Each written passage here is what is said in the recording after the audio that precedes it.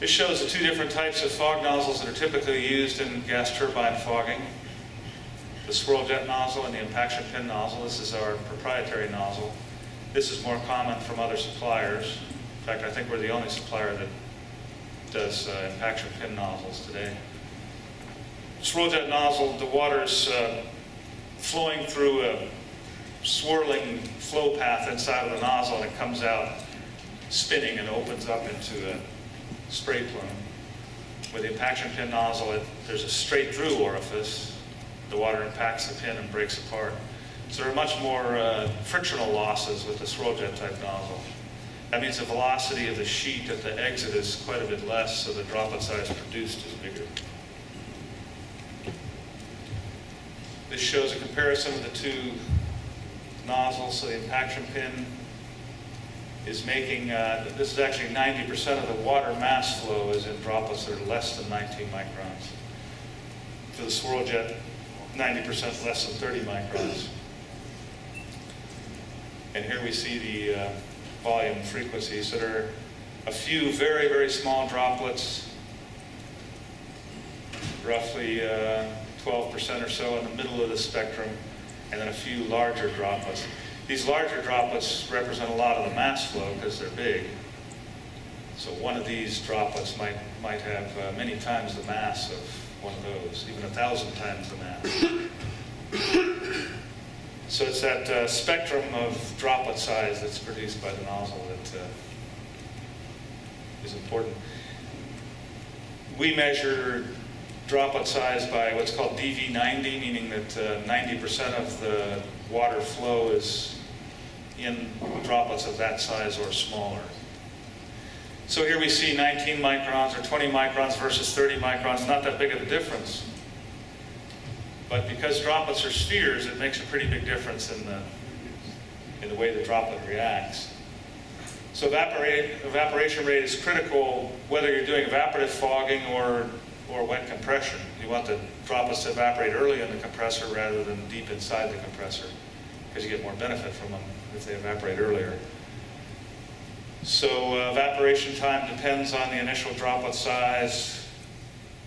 That's because of the exposed surface area. The air temperature and humidity, the droplet temperature, it depends kind of weakly on droplet temperature. We've fogged with 300 degrees Celsius water, and you can't really tell the difference between that and cold water when you look at the spray plume, because the droplet very quickly reaches the wet bulb temperature of the surrounding air. And then the concentration of water droplets in the airflow, this is a critical factor because you have these spray plumes, individual spray plumes. If you have too much water in that plume, more water than is needed to saturate the volume of the spray plume, then the plume becomes saturated, and there's still droplets, but they can't evaporate because they're in saturated air. So it's important to get these droplets spread out across the airflow.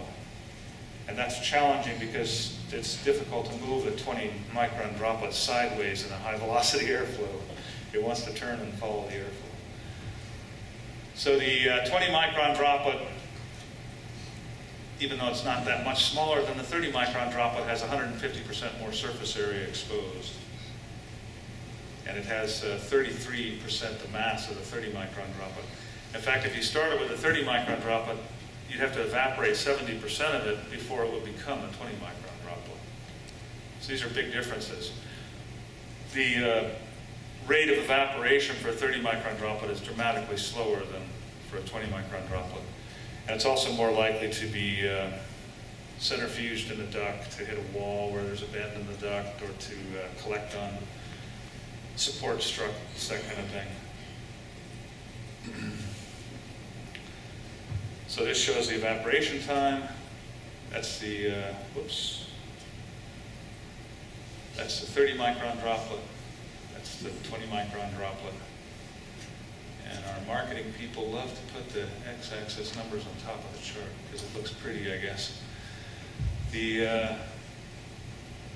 So that's seconds. So at the end of 3 seconds, this droplet is 4 microns, and that one's still about 9 microns. But a typical time in an inlet duct is maybe a second and a half.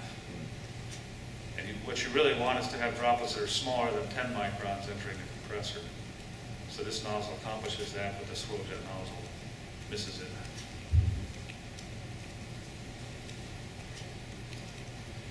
This just shows the difference between the two nozzles.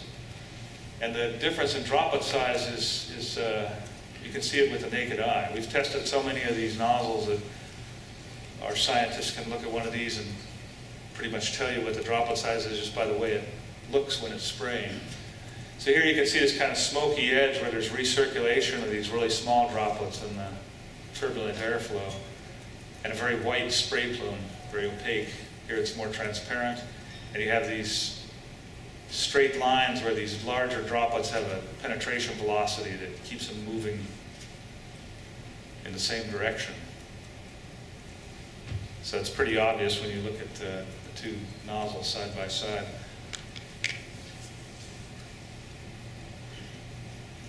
So we've measured and published results on measurements of hundreds of different fog nozzles. We did a lot of or several ASME papers in the early 2000s that outline our sort of fundamental research on fogging.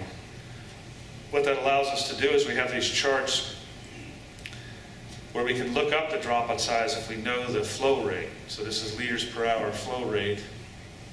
And if we know what type of nozzle it is and what its operating pressure is, we can find out what its droplet size is. And that's true for pretty much any make or model of swirl jet nozzle and pretty much any make or model of an impaction pin nozzle. There's no magic in nozzle design. They just work the way they work.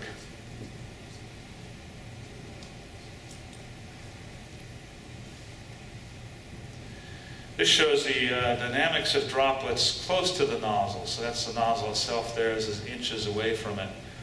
What we found tends to happen is the larger droplets are turned slower than the bigger droplets, so that they'll tend to take a trajectory out away from the main spray plume.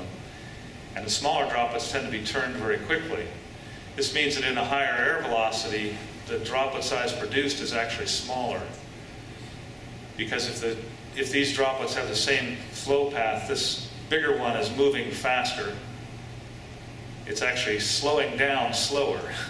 Because it came out of here at a very high velocity, hundreds of miles per hour, and it's slowing down as it bumps up against the air and even in a fairly high velocity airflow.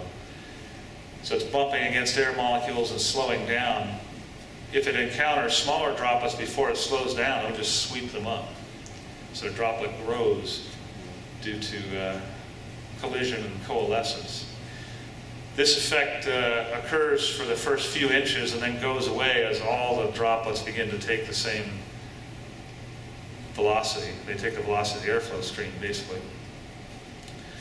So with nozzles that inherently make smaller droplets, the coalescence and collision ends quicker. So for an impaction pin nozzle by about 7 inches, you have the droplet size that you're going to continue to have downstream. In real life, they're evaporating. When we did these tests, we actually had 100% humid air on this side, so no evaporation was occurring. So we could really figure out what was going on here. So the swirl jet type nozzle, which tends to have a tighter spray plume and has more water in the plume and larger droplets, the coalescence effect kind of continue to occur.